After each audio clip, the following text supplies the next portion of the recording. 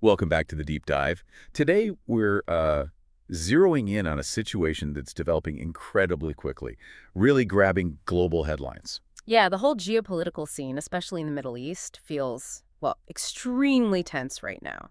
High stakes indeed. Absolutely. And you've given us this great stack of recent reports, analyses.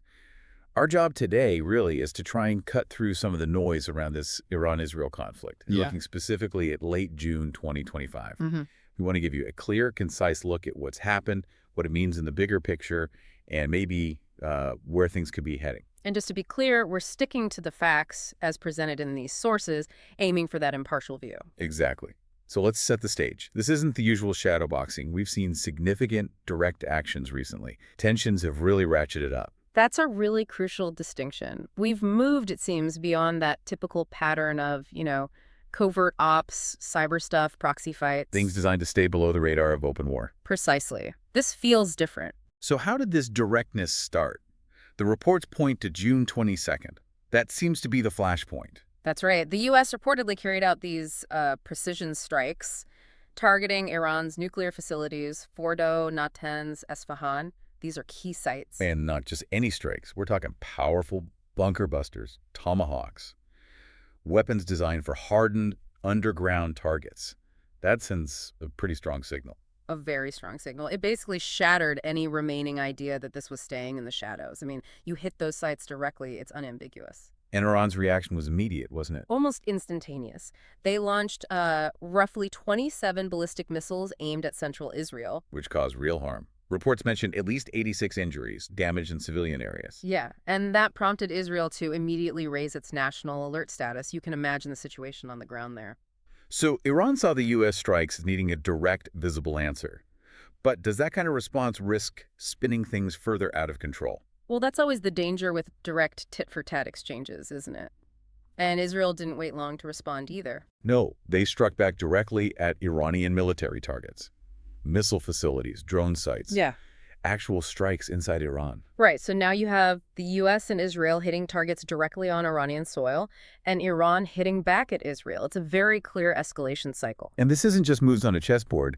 There's a real human cost accumulating. Absolutely. It's easy to talk strategy, but the reports mention significant casualties on both sides, hundreds of Iranians, military and potentially civilian, and dozens of Israelis injured. Plus the physical damage you mentioned, so civilian areas in Israel, hospital walls damaged apparently, and in Iran, hits on critical nuclear and military infrastructure. Exactly. The immediate impacts are stark, and that naturally leads us to think about the broader implications beyond just this exchange. Yeah, the ripple effects. You see Iran hinting, maybe threatening, to close the Strait of Hormuz. Which is a classic pressure point, Yeah. disrupting global oil flow Mm. that gets everyone's attention very quickly. It's a serious economic weapon, potentially. But then you have this interesting counterpoint from some of the Gulf states.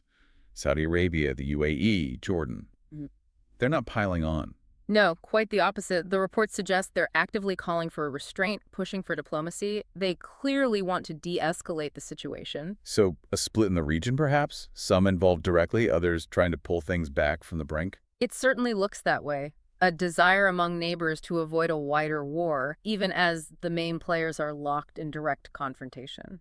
And speaking of how this conflict is being fought, there's this fascinating element emerging about new warfare trends, these reported Mossad drone operations. Ah, yes, this is really interesting. The idea that Mossad used drones covertly deep inside Iran before the main airstrikes hit. To do what exactly? Reportedly to disable missile launchers and air defense systems, essentially clearing the path, digitally or kinetically, before the bigger planes arrived. Wow. So it's not just about the strike itself, but the preparation, Mm.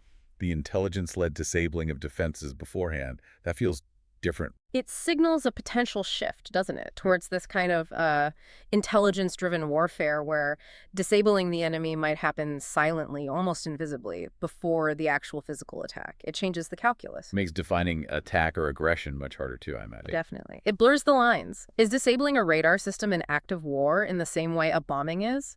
It's a complex question. Meanwhile, on the international stage, what's the general reaction? Pretty unified, actually. You've got the UN, the EU, China, Russia, other key regional players, all calling for restraint, pushing for de-escalation, diplomacy. Nobody seems to want this to blow up into a full regional war. So everyone's watching, trying to put the brakes on. Yeah. Which brings us to, well, what happens next? What are the strategies here? Well, looking at Iran, the analysis suggests Supreme Leader Khamenei might be pursuing what's called controlled escalation, Meaning? meaning limited strikes, enough to show strength, to retaliate, but carefully calibrated, hopefully, to avoid provoking an all-out response, trying to manage the escalation ladder. That sounds like an incredibly difficult tightrope to walk. It is extremely dangerous. One miscalculation, one strike going slightly wrong, and controlled can become uncontrolled very fast. And the U.S. position. President Trump has issued warnings. Yes, warnings of further consequences for Iran. But interestingly, also an expressed openness to diplomacy. So a bit of stick and carrot, perhaps. Decisions on any bigger U.S. intervention are apparently still weeks away. Which just adds more uncertainty. Absolutely. And the big fear globally is this dragging in more players. U.S. forces directly, maybe proxies like Hezbollah or the Houthis. Turning it from a direct Iran-Israel-U.S. conflict into a much wider, messier regional war. Exactly. That's the scenario everyone wants to avoid. Okay, so let's try and summarize where things stand right now for you. Yeah.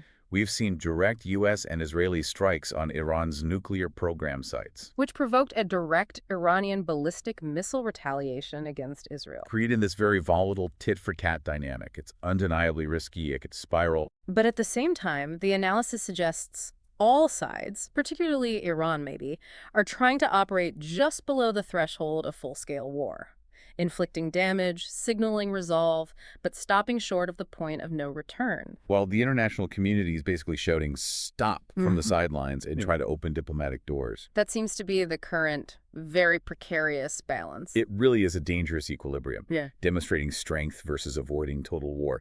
You can almost feel the tension. Mm-hmm. So as we wrap up, here's something to think about, something that really struck me from the reports. This emergence of what we're calling intelligence-driven warfare. Yeah, those preemptive drone ops. Exactly. How might that capability, disabling defenses before a strike even happens, how might that fundamentally change military strategy and maybe even the nature of international conflict in the years ahead? Something to definitely keep an eye on.